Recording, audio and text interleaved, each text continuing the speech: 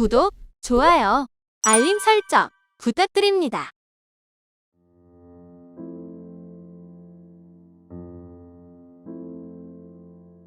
간단히 말해서 음악이 없는 삶은 잘못된 삶이며 피곤한 삶이며 유배당한 삶이기도 하다.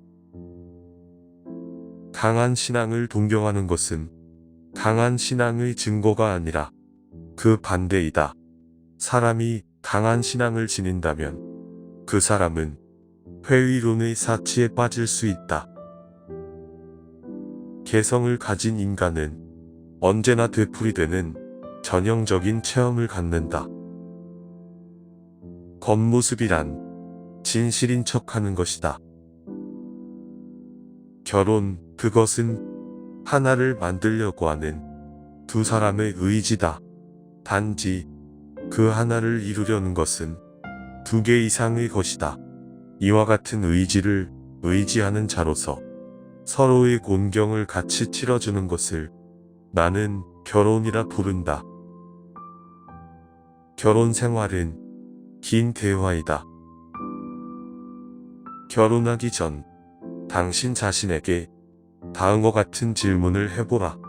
즉, 나는 이 사람과 늙어서도 여전히 대화를 잘 나눌 수 있을까? 곤충은 결코 나쁜 마음이 있어서가 아니라 단지 살아야 한다는 본능 때문에 사람의 살을 찌르는 것이다. 그것은 평론가도 마찬가지다. 평론가가 필요로 하는 것은 우리들의 살 속에 있는 피이고, 따라서 그들에게 우리의 괴로움 따위는 아무 문제도 되지 않는 것이다. 공동재산, 스스로 모순되는 낱말이다. 공동의 것은 아무런 가치도 지니지 못한다. 괴물과 싸우는 사람은 그 싸움 속에서 스스로도 괴물이 되지 않도록 조심해야 한다. 우리가 괴물의 심연을 오랫동안 들여다본다면 그 심연 또한 우리를 들여다보게 될 것이다. 그 여자는 아름답고 영리하다. 그러나 유감스럽도다. 그 여자가 아름답지 않았더라면 훨씬 더 영리할 수 있었을 텐데. 근시의 남녀가 사랑을 하는 것이다. 사랑하는 남녀를 치료하기 위해서는 약간 도수 높은 안경을 주면 낫는 경우가 있다.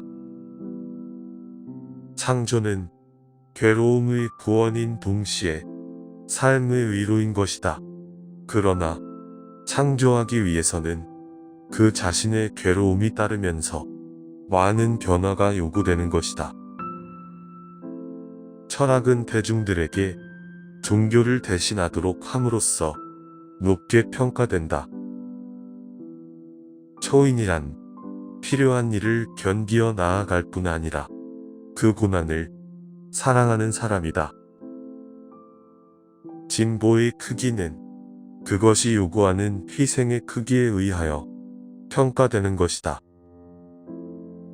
친구된 자는 마땅히 추찰과 침묵에 숙달해야 한다. 침묵을 당하는 모든 진실은 독이 된다. 필연적인 것은 단지 참고 견디는 것이 아니라, 더구나 그것을 감싸주는 것이 아니라 사랑하는 것이다. 하루의 생활을 다음과 같이 시작하면 좋을 것이다. 즉, 눈을 떴을 때 오늘 단 한 사람에게라도 좋으니 그가 기뻐할 만한 무슨 일을 할 수 없을까 생각하라. 훌륭한 친구를 가진 사람은 반드시 훌륭한 아내를 얻을 것이다. 훌륭한 결혼이라는 것은 오이의 재능에 달린 것이기 때문이다. 내가 보기에 철학은 모든 것을 위험에 빠뜨리는 무시무시한 폭탄이다.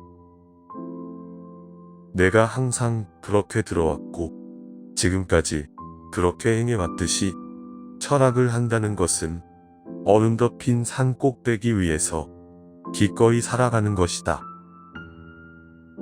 너는 안이하게 살고자 하는가? 그렇다면 항상 군중 속에 머물러 있으라. 그리고 군중에 섞여 너 자신을 잃어버려라. 너의 양심은 무엇을 알리고 있는가?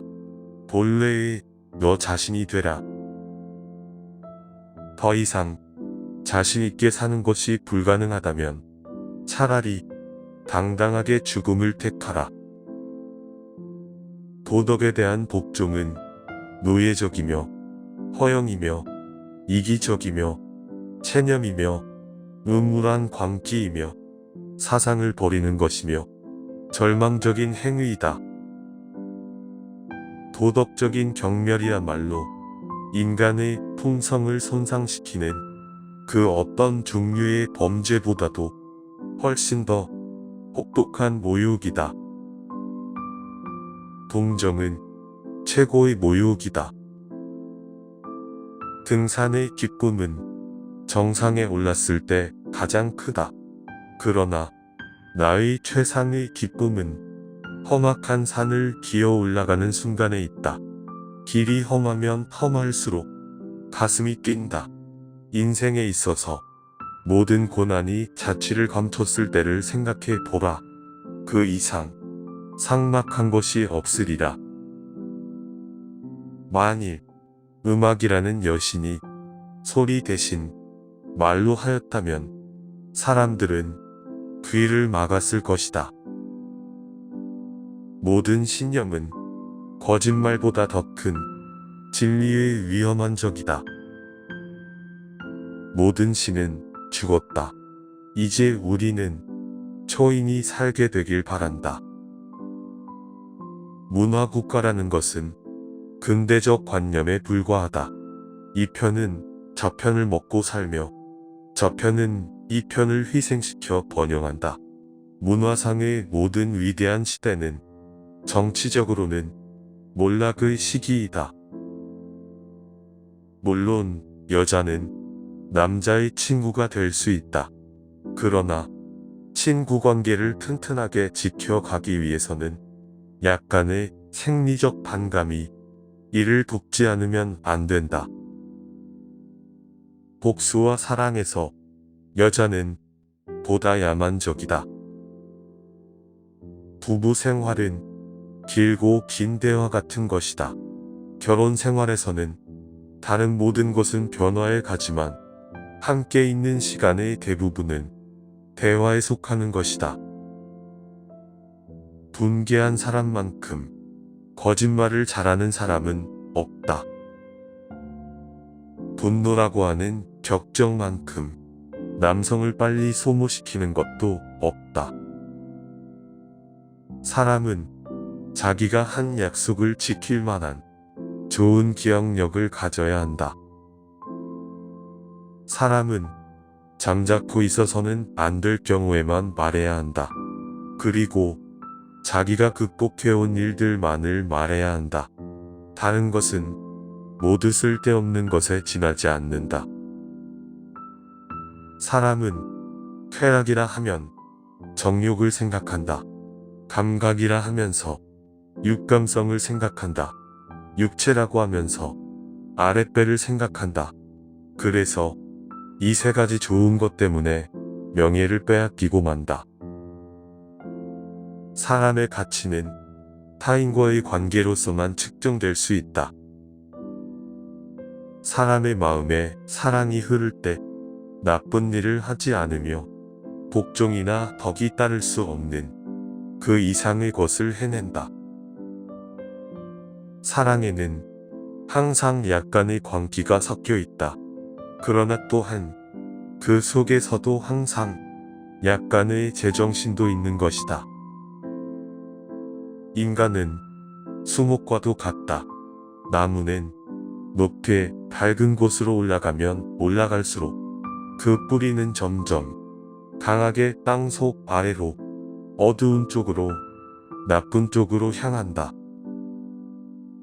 인간은 오직 사랑 속에서만 사랑의 환상의 그늘에 숨어서만 창조된다. 인간이 신의 실패작에 불과하냐? 아니면 신이 인간의 실패작에 불과하냐? 인생에 있어서 모든 고난이 자취를 감추었던 때를 상상해 보라. 참으로 을씨년스럽기 짝이 없지 않은가? 인생의 목적은 끊임없는 전진이다. 밑에는 언덕이 있고 냇물도 있고 진흙도 있다. 걷기 평탄한 길만 있는 게 아니다. 먼 곳을 항해하는 배가 통파를 만나지 않고 조용히만 갈 수는 없다. 통파는 언제나 전진하는 자의 벗이다. 차라리 고난 속에 인생의 기쁨이 있다. 통파 없는 항해. 얼마나 단조로운가. 고난이 심할수록 내 가슴은 뛴다. 자기 책임을 방기하려 하지 않으며 또한 그것을 타인에게 전가시키려 하지도 않는 것은 고귀한 일이다. 자랑스럽게 사는 것이 그 이상 가능하지 않을 때 사람은 자랑스럽게 죽어야 한다. 자유한 자기 책임에 대한 의지를 갖는 것이다. 재능이 한 가지 많은 것이 재능이 한 가지 적은 것보다 오히려 더 위험하다. 절망에 빠져 있는 사람을 보게 되면 어느 누구라도 용기가 치솟게 된다.